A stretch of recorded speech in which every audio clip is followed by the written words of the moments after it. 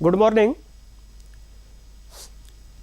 I am Dr. R.P. Sharma, Associate Professor in Physics, Department of Physics, NIET, NIMS University, Rajasthan, Jaipur. Today, I am going to deliver a lecture on amplitude modulation. So, amplitude modulation.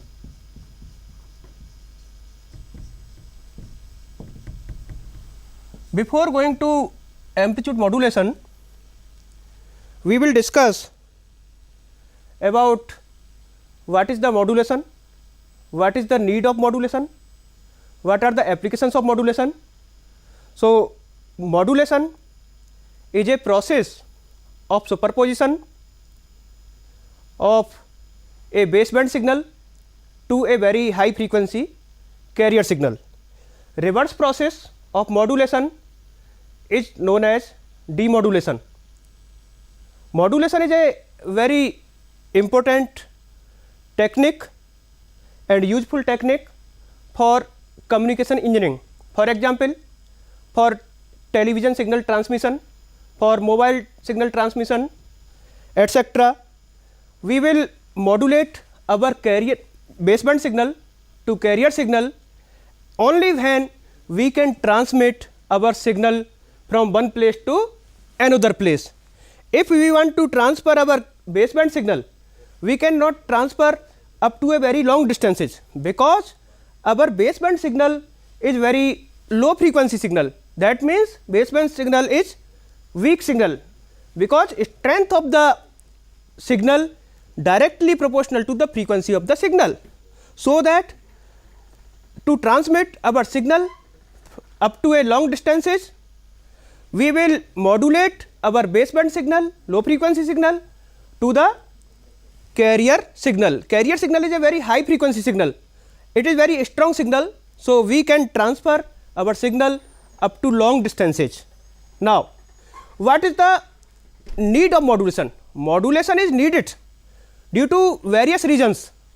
First of all, if we want to design a antenna at the receiving and transmitting end, the height or size of the antenna is inversely proportional to the frequency of modulating signal.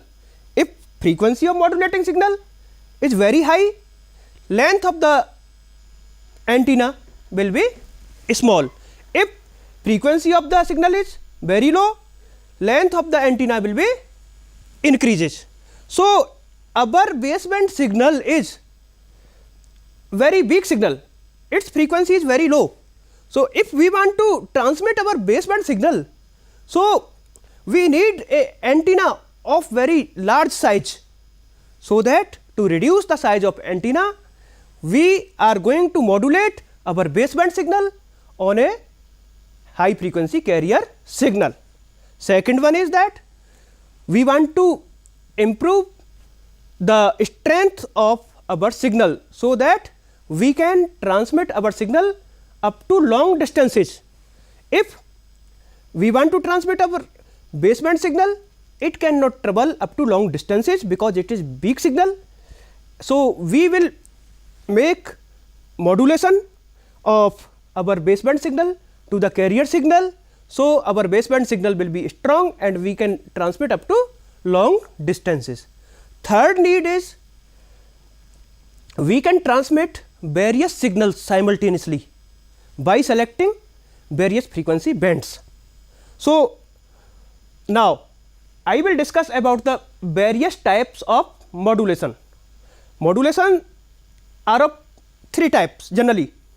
Number one is amplitude modulation.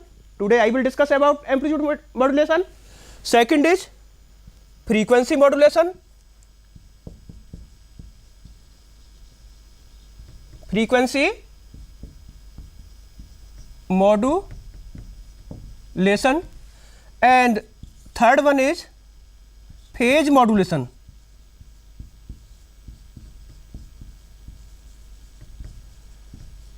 Phase modulation, it is called AM, FM, and phase modulation is PM. So, amplitude modulation is a technique in which the amplitude of carrier signal will change in accordance the amplitude of modulating signal, that means baseband signal. And frequency modulation is a technique in which frequency of our carrier signal will change in accordance the amplitude of baseband signal. Third, phase modulation is a technique in which phase of the carrier signal will change in accordance the amplitude of the modulating signal. Now, we will discuss about the amplitude modulation only. So, first of all, we have baseband signal, this is sinusoidal signal, this is the time axis, this is voltage and it is represented as EM because it is modulating signal, and it can be represented as EM is equal to capital EM sin omega m t, number 1, where this EM is the maximum amplitude of from 0 to this point, maximum amplitude of the signal EM, and omega m is the frequency of this modulating or baseband signal. Second is carrier signal. Carrier signal is also sinusoidal signal with very high frequency. Its frequency is very high as compared to modulating signal, you see, and it is represented by EC. Mathematically, EC can be written as capital EC sin omega c t, equation number 2, where capital EC is the maximum amplitude from 0 to this point, this is EC, it can be represented as maximum amplitude of carrier signal, and omega c is the frequency of carrier signal. The omega c is much and much greater than omega m. Now, we will do modulation of baseband signal and carrier signal. So, we will find modulated signal, it will also be function of time, and we will obtain a envelope of modulating signal in such a way. This is the envelope. If we will take time axis, so it will go in such a way, minimum and then maximum amplitude. You see, the amplitude of this amplitude modulated wave signal will vary as the amplitude of modulating signal. So, if amplitude of modulating signal is maximum at this place, so you see it is also maximum at this place, and this is minimum at this place. So, it will also be minimum at this place. So, you see this is the amplitude modulated signal, and frequency of that signal will be same as that of carrier signal. That means, frequency of carrier signal will remain constant, only amplitude of carrier signal will change in accordance to the baseband signal amplitude. So, this is the, it can be represented as EAM, amplitude modulated signal. Here you see that the maximum amplitude of that signal is up to this point, this is the maximum amplitude, that means E maximum, and minimum amplitude of the signal is at this point. So, we can take this is minimum amplitude E minimum, and if we will compare with carrier signal and modulating signal, so this amplitude is EC, that means amplitude of carrier signal, and up to this, from this to this, it will be EM, amplitude of the modulating signal. So, from this signal we see that envelope is in accordance with the amplitude modulating signal. So, the envelope of this signal is same as the amplitude modulating signal. So, we can write mathematically this envelope, amplitude of this envelope is EC plus EM sin omega C omega m t, and in lower side it will be minus EC plus EM sin omega m t. So, this is the envelope you see. So, this is the change in amplitude of carrier signal with respect to this signal. So, this is the EC plus EM sin omega m t. Now, this amplitude modulated signal mathematically can be represented as EAM. EAM will be equal to how much? First of all, we will take amplitude, maximum amplitude. So, maximum amplitude of this signal is EC plus EM sin omega m t. So, we can write EC plus EM sin omega m t. This is also sinusoidal signal. So, we can write sin omega c t. Equation number 3. We have taken frequency as omega c because frequency of that signal, amplitude modulated signal, is same as the frequency of carrier signal. So, we have taken omega c. Now, you see, what is the depth of modulation? To define the depth of modulation, that means how much percentage of modulation, we will define a parameter modulation index. Modulation index, it is denoted by m and defined as EM upon EC. M is the ratio of maximum amplitude of modulating signal to maximum amplitude of carrier signal. So, we can write also EM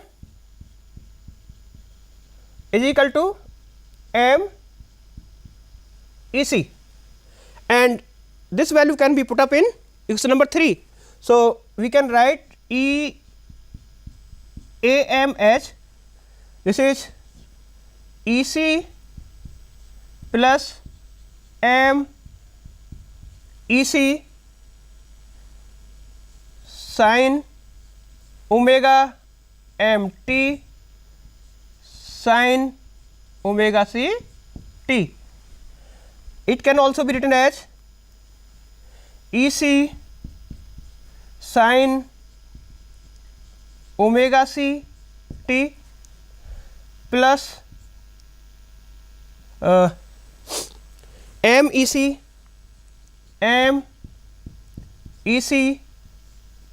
sin omega m t sin omega c t. If we will use trigonometric expression sin A sin B, to sin A sin B is equal to cos A minus B minus cos A plus B. So finally we can obtain an expression for EAM is equal to EC sin omega CT minus M EC upon 2 cos of omega C plus omega MT plus M EC upon 2 cos of omega C minus omega M T, equation number 5. So this is the final expression for amplitude modulated wave. Now we see that this wave have 3 frequency components.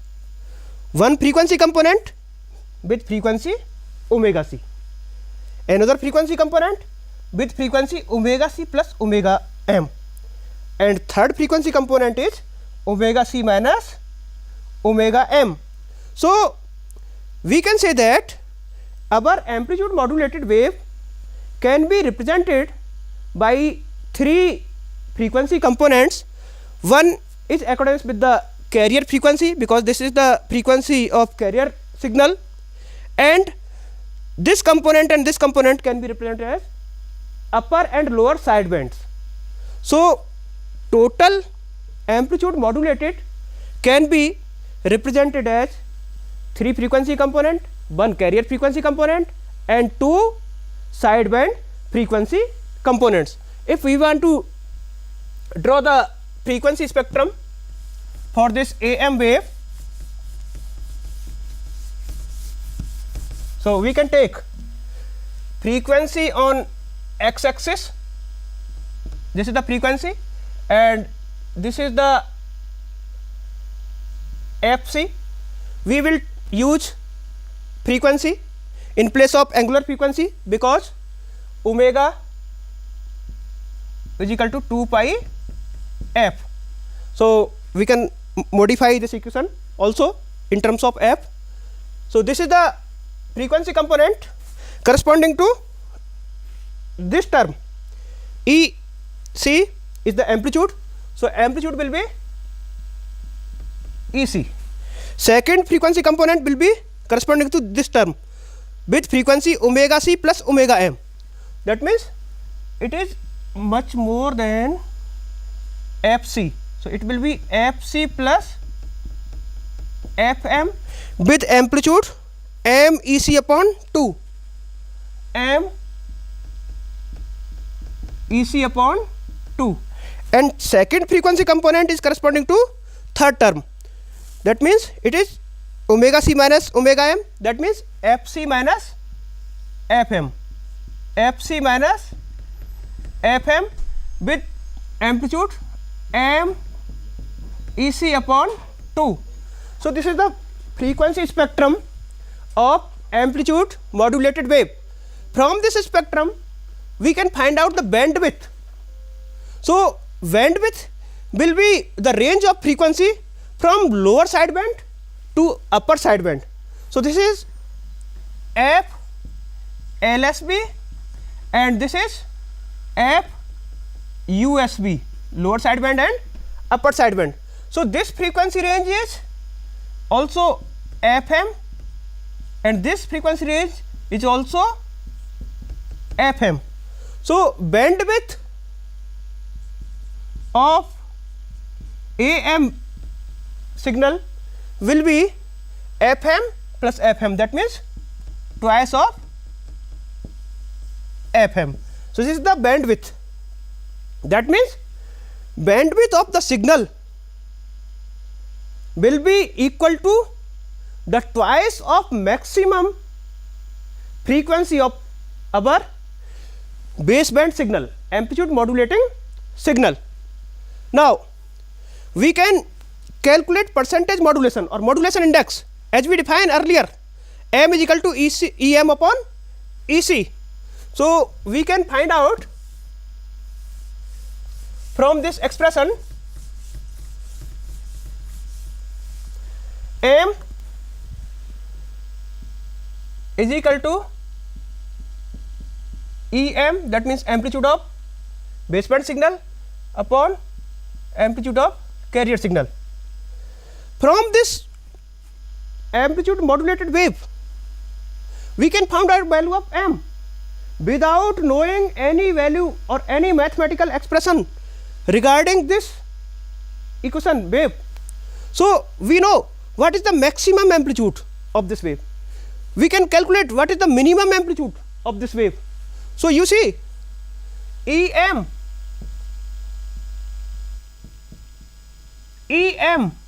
that means amplitude of modulating signal. Em, this is the Em. Em will be maximum minus minimum amplitude divided by 2. So it can be written as E maximum minus E minimum divided by 2. Similarly, we can calculate EC. How? EC is the, this is EC. So this is the E maximum minus Em. So it can also be written as E maximum minus Em. We can put up the value of Em from this. So EC can be written as E maximum minus E maximum minus E minimum upon 2. Finally, we can find out E maximum plus E minimum by 2. This is the value of EC. So if we have the value of Em and EC, we can calculate the value of m. So we can put up value of m.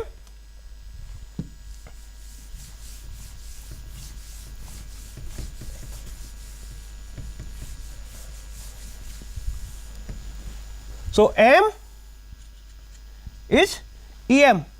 Em means E maximum minus E minimum by 2. E maximum minus E minimum by 2 upon EC. It is E maximum plus E minimum by 2. 2 is cancelled by 2.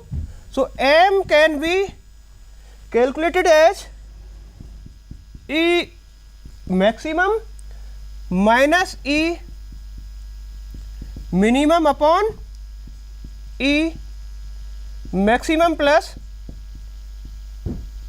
E minimum. So we can find out the expression. So we have calculated value of m, E maximum minus E minimum upon E maximum plus E minimum. So we can calculate depth of the modulation, that means percentage of modulation, without knowing any mathematical value about modulating signal or carrier signal. Only with the help of modulated wave we have calculated maximum amplitude and minimum amplitude, and we have calculated modulation index. So value of modulation index m will be vary from 0 to 1, 0 for 0% modulation and 1 for 100% modulation. Okay, thank you. In next lecture we will discuss about the frequency modulation and phase modulation.